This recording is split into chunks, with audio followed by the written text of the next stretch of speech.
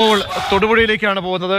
തൊടുപുഴയിൽ കരിങ്കൊടി പ്രതിഷേധം രൂപപ്പെടുകയാണ്, രൂക്ഷമാകുന്നു. ഗവർണർ കടന്നു പോകുന്ന സമയത്താണ് ഇപ്പോൾ SFI പ്രവർത്തകരുടെ കരിങ്കൊടി പ്രതിഷേധം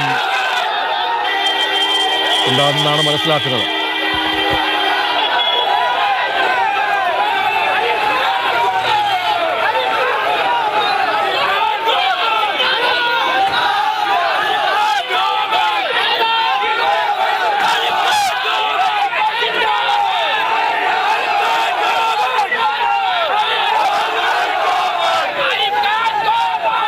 അതെ, ഗവർണർക്കെതിരെയാണ് പ്രതിഷേധം SFIയുടെ ഭാഗത്തു നിന്നുണ്ടാകുന്നത്. തൊടുപുഴയിൽ ഗവർണർക്കെതിരെ ബാനറുകൾ ഉയർത്തി കരിങ്കൊടി കാട്ടിയാണ് SFIയുടെ നേതൃത്വത്തിൽ പ്രതിഷേധം രൂപപ്പെട്ടിരിക്കുന്നത്. ഗവർണർ ആരിഫ് മുഹമ്മദ് ഖാൻ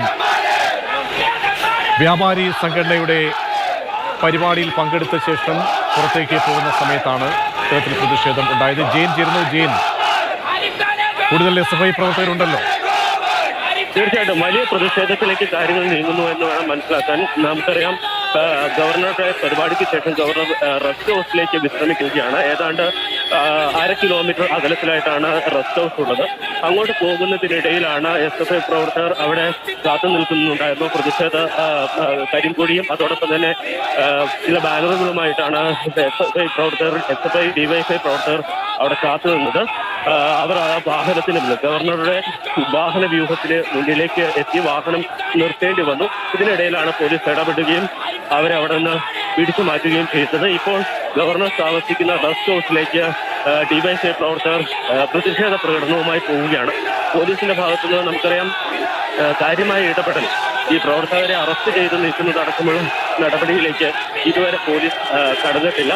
നേരത്തെ നവകേരള സദസ്സുമായി ബന്ധപ്പെട്ട് ഇത്തരം പ്രതിഷേധങ്ങൾക്ക് നേരെ പോലീസ് സ്വീകരിച്ച സമീപനമല്ല ഗവർണർക്കെതിരെ ഇപ്പോൾ നടക്കുന്ന പ്രതിഷേധത്തോട് കാട്ടുന്നത് എന്ന് വ്യക്തമാണ്. എന്തായാലും ഒരു 50ഓളം പ്രവർത്തകരുണ്ട്. അവർ പ്രകടനമായി റെസ്റ്റ് ഹൗസിലേക്ക്, തൊടുപുഴ റെസ്റ്റ് ഹൗസിലേക്ക്.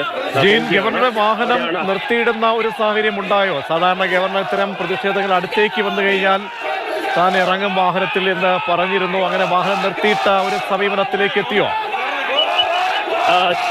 ഏതാനും സെക്കൻഡുകൾ വാഹനം നിർത്തേണ്ടി വന്നു. കാരണം ചില പ്രവർത്തകർ വളരെ പ്രകോപനം ഉണ്ടാക്കിക്കൊണ്ട് വാഹനത്തിന് മുന്നിലേക്ക്, അതായത് പോലീസിന്റെ വാഹനത്തിന് മുന്നിലേക്ക് ഓടിയെത്തുകയായിരുന്നു. ആ സമയത്താണ് പോലീസ് വാഹനം നിർത്തിയത്. ഇതിന് പിന്നാലെയായിരുന്നു ഗവർണറുടെ വാഹനം. ആ ഗവർണറുടെ വാഹനവും തുടർന്ന് നിർത്തേണ്ടി വന്നു.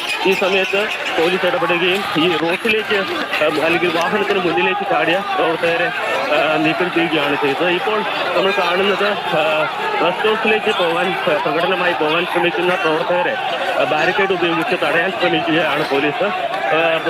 അതായത് പ്രതിഷേധം റെസ്റ്റ് ഹൗസിന്റെ സമീപത്തേക്ക് എത്താതിരിക്കാനുള്ള ഇടപെടലാണ് പോലീസിന്റെ ഭാഗത്തു നിന്നുണ്ടായത്. പക്ഷേ അവിടെ മറികടന്ന്, ബാരിക്കേഡുകൾ മറികടന്ന് പ്രവർത്തകർ മുന്നോട്ട് പോയിട്ടുണ്ട്. ഇനി ഏതാണ്ട് 100-300 മീറ്റർ അകലെ മാത്രമാണ് റെസ്റ്റ് ഹൗസ് ഉള്ളത്. പക്ഷേ പോലീസ് അങ്ങോട്ട് കടത്തിവിടാതെ പ്രവർത്തകരെ ഇവിടെ തന്നെ വെച്ച് തടയുകയാണ് എന്നുള്ളതാണ് മനസ്സിലാക്കുന്നത്. നമുക്കറിയാം, റെസ്റ്റ് ഹൗസിന് സമീപം മറ്റ് പ്രവർത്തകർ, DYFIയുടെ തന്നെ അല്ലെങ്കിൽ SFIയുടെ ഒരു കൂട്ടം പ്രവർത്തകർ അവിടെ നിലയുറപ്പിച്ച പ്രതിഷേധം ഉൾപ്പെടെയുള്ള കാട്ടിയിരുന്നു. ഇനിയിപ്പോൾ ഗവർണർക്ക് തിരിച്ചു പോകേണ്ടതും ഇതേ പാതയിലൂടെയാണ്. അതായത് ഇപ്പോൾ ബാരിക്കേഡ് മറികടന്നുകൊണ്ട് മുന്നോട്ടെത്തി പ്രവർത്തകർ അതിന് സമീപത്ത് തന്നെ പോലീസ് തടഞ്ഞിട്ടുണ്ട്. പ്രവർത്തകർ അവിടെ കുത്തിയിരിക്കുകയാണ്. ഇവിടെ ഇരുന്ന് ഈ പ്രതിഷേധം തുടർന്നാൽ ഗവർണർക്ക് തിരിച്ചു പോകുന്നതിന് ചില ബുദ്ധിമുട്ടുണ്ടാകും എന്നുള്ളതാണ് മനസ്സിലാക്കുന്നത്. കാരണം ഈ വന്ന വഴിയിലൂടെ തന്നെയാണ് ഗവർണർക്ക്, അദ്ദേഹത്തിന് തൃശ്ശൂരിലാണ് അടുത്ത പരിപാടി നടത്താനുള്ളത്. ഈ പോകേണ്ടത് ഇതേ മാർഗത്തിലൂടെയാണ്. 500-ലേറെ പോലീസുകാരെ വിന്യസിച്ചിരുന്ന സ്ഥലമാണ്. പ്രവർത്തകരെയൊക്കെ പ്രതിഷേധത്തിൽ നിന്നും പിന്തിരിപ്പിക്കുന്നതിനോ അല്ലെങ്കിൽ ഗവർണർ വാഹനത്തിന് അടുത്തേക്ക് എത്തുന്നതിനോ ഒക്കെ പോലീസിന്റെ ഭാഗത്തും കാര്യമായ ഇടപെടൽ ഉണ്ടായില്ല എന്നാണ് മനസ്സിലാക്കേണ്ടത്. കാരണം ഇത്രയും സുരക്ഷാ വലയം ഉള്ളപ്പോഴാണല്ലോ. പ്രജീഷ്, നേരത്തെ നമുക്കറിയാം നവകേരള സദസ്സുമായി ബന്ധപ്പെട്ടൊക്കെ ഇത്തരത്തിൽ ഏതെങ്കിലും ഒരു പ്രതിഷേധം ഉണ്ടാക്കാനുള്ള സാധ്യതയുണ്ട്. രാഷ്ട്രീയ പാർട്ടി അവരെ മുൻകൂട്ടി അറസ്റ്റ് ചെയ്ത് നിൽക്കുകയോ വലിയ പ്രതിഷേധമാണ് ഗവർണർക്കെതിരെ ഉണ്ടാകുന്ന. ചെറിയ ഇടവേളയ്ക്ക് ശേഷം തിരികെ